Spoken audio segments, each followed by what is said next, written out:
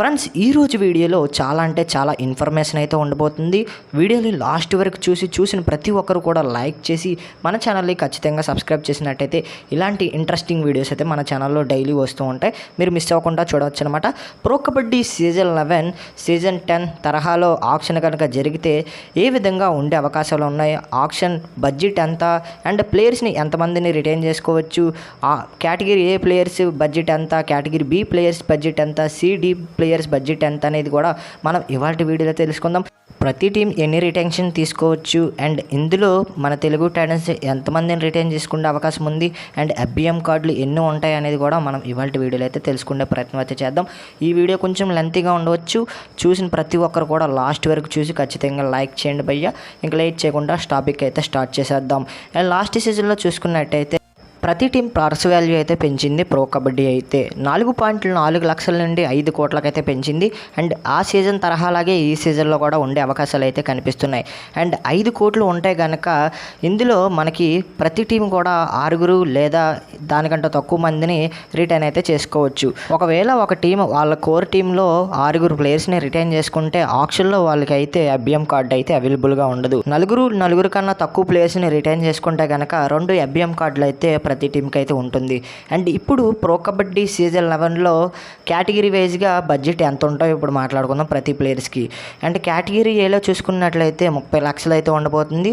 Category below అయితే మనకి 20 lakhs అయితే ఉండబోతుంది. కేటగిరీ సిలో 10 lakhs అయితే ఉండబోతుంది. కేటగిరీ డిలో 6 lakhs అయితే ఉండబోతుంది. ఆక్షన్లోకి వచ్చిన ప్రతి ప్లేయర్ వాళ్ళ లాస్ట్ సీజన్ పర్ఫార్మెన్స్ బట్టి వాళ్ళ కేటగిరీ వేజ్గా అయితే డివైడ్ అయితే చేస్తారు. కొత్తగా వచ్చిన ప్లేయర్స్ అయితే కేటగిరీ డీలో అయితే ఉండబోతున్నారు. అండ్ లాస్ట్ సీజన్లో పెద్దగా పర్ఫార్మెన్స్ చేయని వాళ్ళు కేటగిరీ సిలో ఉండబోతున్నారు. యావరేజ్గా పర్ఫార్మెన్స్ ఇచ్చిన వాళ్ళు కేటగిరీ బిలో ఉండబోతున్నారు. అండ్ ఎక్సలెంట్ పర్ఫార్మెన్స్ ఇచ్చిన వాళ్ళు కేటగిరీ ఏలో ఉండబోతున్నారు. అండ్ ఈ సీజన్ ఆక్షన్లో మన తెలుగు టైటన్స్ ఎంతమంది ప్లేయర్స్ని రిటైన్ చేసుకునే అవకాశం ఉంది, వాళ్ళ బడ్జెట్ ఎంత అనేది కూడా మాట్లాడుకుందాం. అండ్ ప్రస్తుతం ఇప్పుడు మన తెలుగు టైటన్స్ అయితే 4 MVP ప్లేయర్స్ని రిటైన్ చేసుకునే అవకాశం అయితే కనిపిస్తుంది. అండ్ లాస్ట్ సీజన్ కాంట్రాక్ట్ ఉంది కాబట్టి ఈ సీజన్ కూడా వాళ్ళని అయితే రిటైన్ చేసుకుంటుంది. వాళ్ళు ఎవరనేది మీ అందరికీ తెలిసిందే. ప్రఫుల్ జవారీ, సంజీవ్, ఓంకార్ పాటిల్, అంకిత్. మనకైతే ఈ విధంగా ఈ 4 ప్లేయర్స్ని అయితే రిటర్న్ చేసుకోబోతుంది. వీళ్ళ బడ్జెట్ అయితే 40 లక్షల లోపు ఉండబోతుంది. ఎందుకంటే వాళ్ళు అయితే కేటగిరీ సిలో ఉన్నారు కాబట్టి. అంటే కేటగిరీ ఏలో పవన్ శరవత్ అయితే తెలుగు టైటన్స్లో ఉన్నాడు. కేటగిరీ బిలో అయితే ఏ ప్లేయర్స్ కూడా లేరు మన తెలుగు టైటన్స్లో. కేటగిరీ సిలో సందీప్ దుల్ అండ్ పరమేష్ బెన్స్వాల్ లాంటి సీనియర్ ప్లేయర్స్ అయితే కనిపిస్తున్నారు. బట్ వాళ్ళని అయితే రిలీజ్ అయితే చేస్తారు. అండ్ పవన్ శరవత్ కూడా ఈ సీజన్ ఆక్షన్లోకి అయితే వస్తున్నాడు. అండ్ తెలుగు టైటన్స్ 5 కోట్లలో 40 లక్షలు తీస్తే కనుక 4,60,00,000 బడ్జెట్తో ఈ సీజన్ ఆక్షన్లోకి వచ్చే అవకాశం ఉంది మన తెలుగు టైటన్స్. ఇక్కడ ప్రస్తుతం ఇప్పుడు చూసుకున్నట్టయితే చాలామంది పెద్ద ప్లేయర్స్ అయితే ఆక్షన్లోకి అయితే రాబోతున్నారు. వాళ్ళందరూ కూడా పెద్ద పర్స్కి అయితే వెళ్ళే అవకాశం అయితే కనిపిస్తుంది. బట్ మన తెలుగు టైటన్స్ ప్లాన్ ఏంటంటే 2 యువ ఆటగాళ్ళని రైడింగ్లో తీసుకోవడానికి ట్రై చేస్తున్నట్లయితే ఇప్పుడు లీక్స్ అయితే వస్తున్నాయి. ప్రస్తుతం ఇప్పుడు వచ్చిన పెద్ద రైడర్స్లో చూసుకున్నట్టయితే పవన్ శరవత్ కావచ్చు అండ్ ఆషు మాలిక్ కావచ్చు, ఇలాంటి ప్లేయర్స్ అందరూ కూడా చాలామంది, భరత్ హూడా, ఇంకా నరేంద్ర కొండ లాంటి ప్లేయర్స్ అయితే ఆక్షన్లోకి రాబోతున్నారు. వీళ్ళందరి మీద బడ్జెట్ అయితే ఎక్కువ పెట్టకుండా మనకైతే తక్కువ బడ్జెట్కి తీసుకునే అవకాశాలు అయితే కనిపిస్తున్నాయి. అండ్ మన తెలుగు టైటన్స్కి అయితే FBM కార్డు కూడా అవైలబుల్గా ఉంటుంది. ఎందుకంటే 4 MVP ప్లేయర్స్ని మాత్రమే రిటైన్ చేసుకుంటారు కాబట్టి మనకైతే పవన్ శరవత్ని కూడా ఆక్షన్లో బైబ్యాక్ చేసే అవకాశాలు అయితే కనిపిస్తున్నాయి. అండ్ పవన్ శరవత్ మనకైతే 1,20,00,000 లోపు దొరికితే కనుక FBM పెట్టి మన తెలుగు టైటన్స్ అయితే రిటైన్ చేసుకునే అవకాశాలు అయితే కనిపిస్తున్నాయి. లేకపోతే 2 కోట్లకు పైగా వెళ్తే కనుక మనకైతే FBM కార్డు పెట్టి రిటైన్ అయితే చేసుకోరు పవన్ శరవత్ని. అండ్ ఇక్కడ ప్రస్తుతం సందీప్ దుల్ లాంటి ప్లేయర్స్ని తీసుకుంటారా అంటే కొంచెం డౌట్ అనే చెప్పొచ్చు. ఎందుకంటే ఫజల్ అట్రాచెల్లి లాంటి ప్లేయర్స్ వస్తున్నారు కాబట్టి వాళ్ళ మీద బడ్జెట్ పెట్టే అవకాశాలు అయితే కనిపిస్తుంది మన తెలుగు టైటన్స్ అయితే.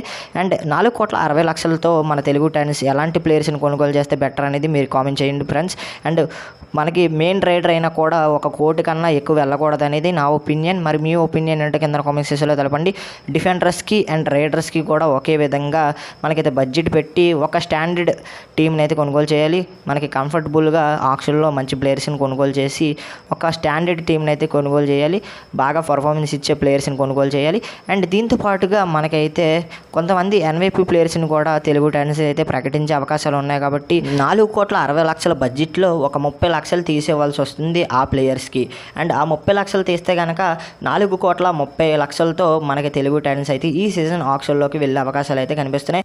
మరి ఈ బడ్జెట్లో తెలుగు టైటన్స్ మాస్టర్ ప్లాన్ ఏంటంటే తక్కువ బడ్జెట్కి ఇద్దరు యువ ఆటగాళ్ళని రైడింగ్లో తీసుకునే అవకాశాలు అయితే కనిపిస్తున్నట్లు మనకి లీక్స్ అయితే వస్తున్నాయి.